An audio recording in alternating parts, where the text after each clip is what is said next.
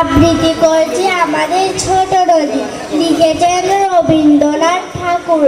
আমাদের ছোট নদী চলে বাঁকে বাঁকে, বৈশাখ মাসে তার হাঁটু জল থাকে। পার হয়ে যায় গরু, পার হয় গাড়ি, দুই দাঁড় উঁচু তার, ঢালু তার বাড়ি। চিক চিক করে বালি, কোথা নাই কাদা, এক ধারে কাশবন, ফুলে ফুলে সাদা। কিচিমিচি করে শীত শালিকের ঝাঁক, রাতে উঠে থেকে থেকে শিয়ালের হাঁক।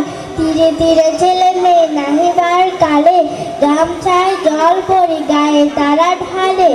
আঁচলে ছাকিয়া তারা ছোট মাছ ধরে, সকালে বিকালে কবু নাওয়া হলে পরে। আষাঢ় বাদল নামে নদী বড় বড়, মাতিয়া ছুটিয়া চলে তারা খরতর। দুই কূলে বনে বনে পড়ে যায় সারা, বর্ষার উৎসবে জেগে ওঠে পাড়া সবাই।